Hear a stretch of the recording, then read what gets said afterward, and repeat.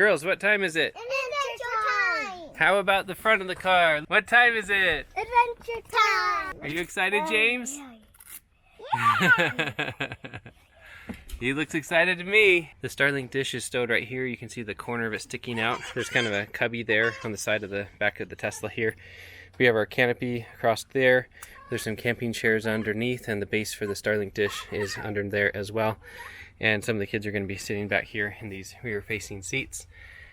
And then up here we just have some of our activities for the day, my backpack and sleds for the sand. Looking here at the front of the car, we have some sand toys for the kids, so we're all set for lots of fun. The car is charging at 8 amps and 239 volts. That's about 2 kilowatts, and it's actually getting its energy from the trailer right now, so I'll show you that. Right now this is plugged into a cord that's going into the garage, and then coming around over this way, that cord is actually coming to the trailer, and that is getting its power from the solar panels. This is the Victron monitoring portal for the electrical system in the trailer. And down here you can see that it's pulling 1,000 watts from the battery right now, and it's down to 11%. And we're going to be gone for a good portion of the day, so the battery on the trailer is probably going to fill up before we get home to plug the Tesla back in. And you can see here that the Tesla's pulling right now 1,938 watts, and the solar is bringing in 1,100 watts right now. Where we are headed is Little Sahara. It's a sand dunes recreation area down here. And as you can see on this map, it's indicating that that's going to be an 1.5-hour drive, and that is a total of 87 miles.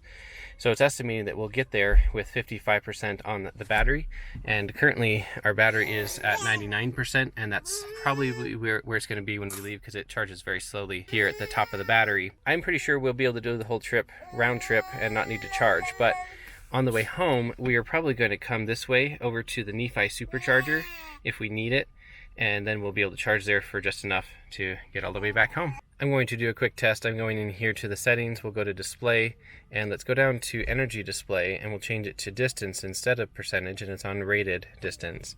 And if we look over here, it's estimating that we have 247 miles of range. And if I switch this back to percentage, you'll see it's at 99%. And our Model S has 127,800 miles on it, and it was manufactured in March of 2015. This is the flat plains of Alberta, Utah. We're starting to go up over this mountain pass right here by approaching Eureka, Utah. You can see down here we're at 39 miles of the trip remaining, and this is the trip graph. So this is showing the estimated energy consumption throughout the drive, and we've actually had our estimated arrival percentage increase. I think it was 57 or something like that. Currently we're at 75% on the battery, and we'll be driving for another 44 minutes. There's some really pretty stands of purple or violet flowers there on the side of the road, coming and going throughout this drive. And we're in Eureka, Utah. This is an old mining town, and there are some really eclectic looking and old-fashioned mining buildings here left over from back in the day. I think there's an old Shake Shack right there. Yeah, here's some examples of the really old buildings here. Just like that, we're back out of the city, and it looks like this is probably some cast-offs from the mine up the hill. There's an old mine relic there. Here's how the valley opens up after Eureka, back down into the open desert. So gorgeous out here. Got the fruit trees blossoming. The fields are very neon green. Haven't gotten hot yet. This is what the energy consumption graph looks like after having crossed over that mountain pass at Eureka. So we spiked at just over 900 watt hours per mile, and then we regen some, just a tiny bit going down here, but in any case our consumption definitely dropped off. And we've arrived at the entrance to Little Sahara down this road. Navigation on the Tesla took us all the way down to this turnoff right here, and there was a gate, and it was clearly just a farm road. So we had to retrace our steps. So that was 6 miles one way off, so another 12 miles off our range, which will be okay. And then we came up this way, and now we're at the visitor center, and this is the building. It's closed, but there is a self-pay booth that we can pay with here to get into Little Sahara. And then looking down here on Google Maps on my phone, It's estimating that we still have another 5.7 miles to drive, or 9 minutes of driving to get to where we're meeting a group. The navigation on the Tesla has kind of redirected and clearly just kind of has us dropping off. It doesn't really know where we're supposed to go. Looking at my phone, it's doing a much better job redirecting us down a side road. We ended up getting here with 49% remaining on the battery. After our about 12-mile mishap, it took a little bit more than we expected, but we'll be fine.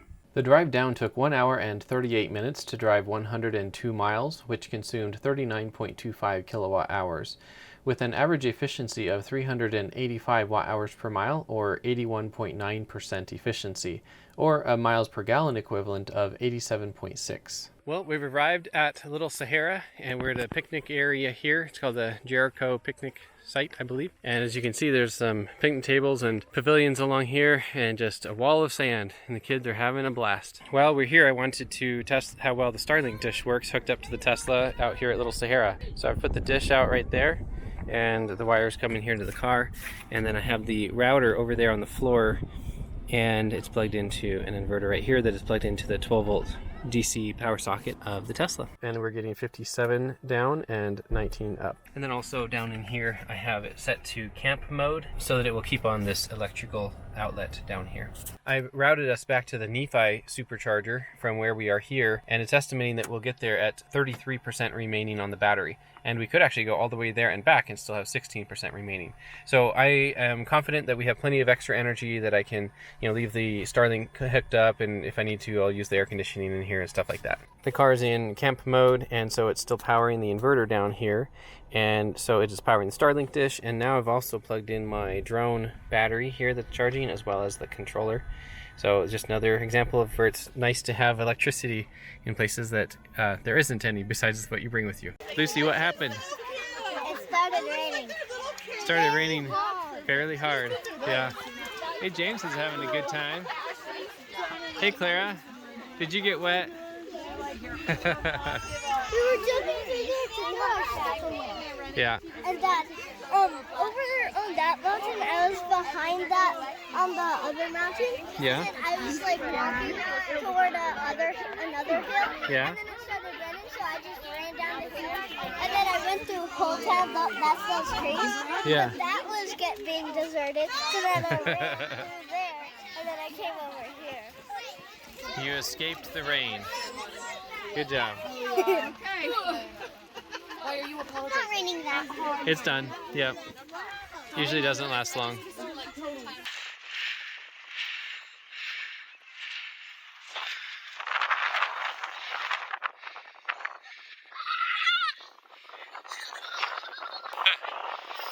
Looks like Lydia and Clara.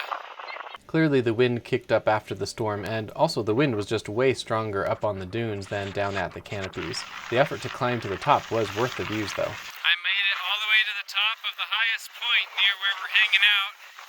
I'm way up here. The view is epic, and it's also very windy, obviously. What a cool place, though. There's Lydia right there, and this is where I am.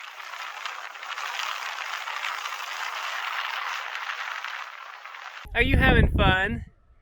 He's having a hard time walking in this deep sand, so he wants me to carry him. All right, I'll pick you up. I just came from the top of that hill, or mountain, if you want to call it that, way up there. It is now 5:23 in the afternoon, so we've been here for many hours. We got here around 10:30 in the morning.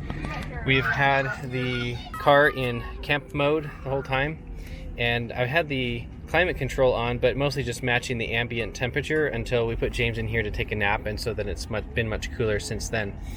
So right now it's estimating that we'll get to the Nephi Supercharger with 28%, and when I first routed to the Nephi Supercharger when we first got here, it was at around 36%. So we've lost about 8% having the climate control on and running the Starlink and charging drone batteries. So we're gonna get headed to Nephi and charged up, and then we'll head home.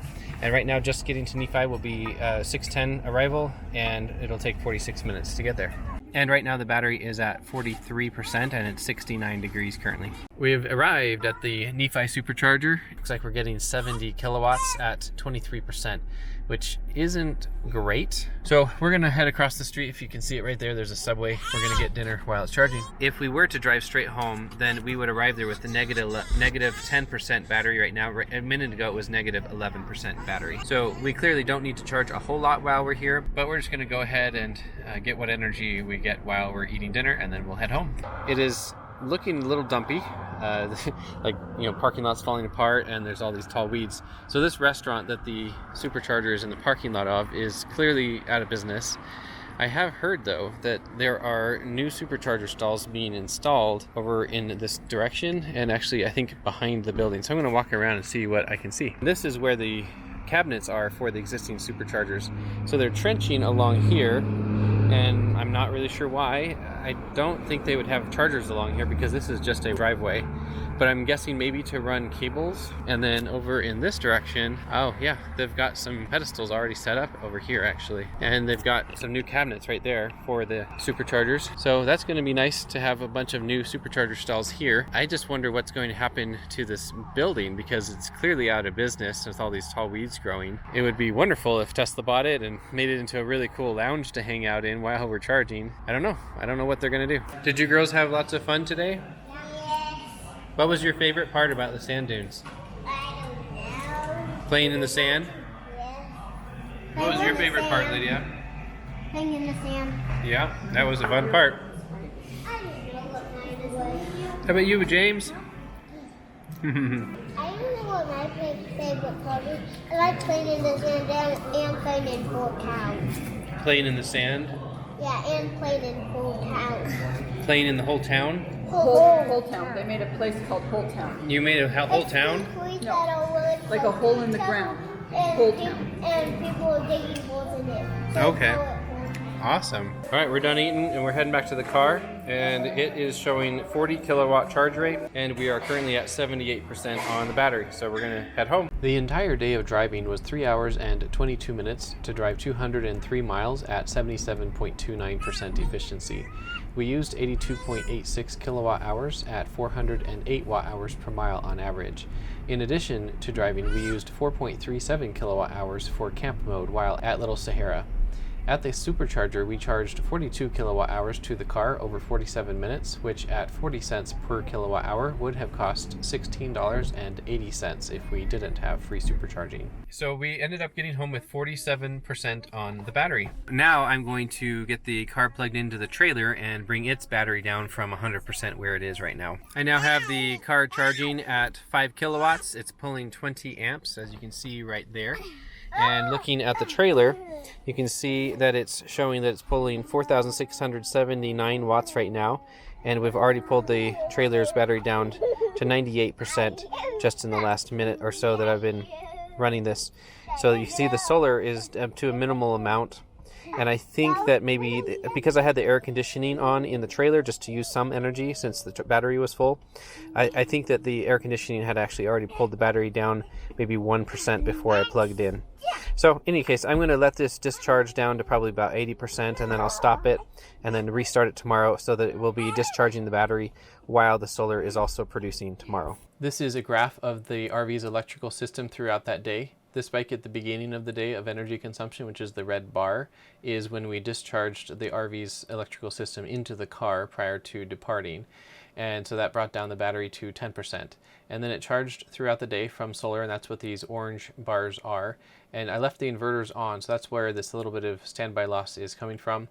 And then in the afternoon, as the battery was filling up, I was pretty busy and then noticed it was pretty much full, so I turned on the air conditioning in the RV just to use some energy since it was plentiful and available and the batteries were full. So the energy is just not going to be produced if the batteries are full unless it's being consumed by something like air conditioning.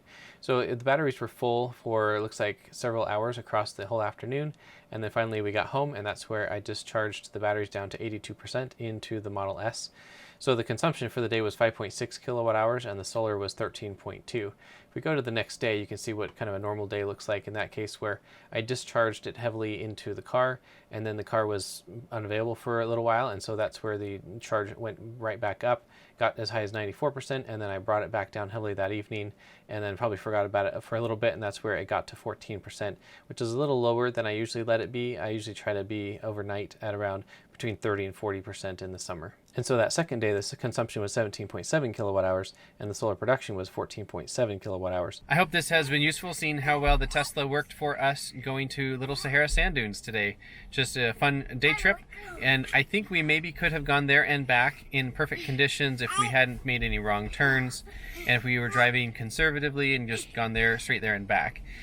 Going to the Nephi Supercharger was not an inconvenience for us, and it was around dinner time. We were hungry and wanted to eat anyway, so it worked out just fine. With that, thanks for watching, and I will see you in the next video.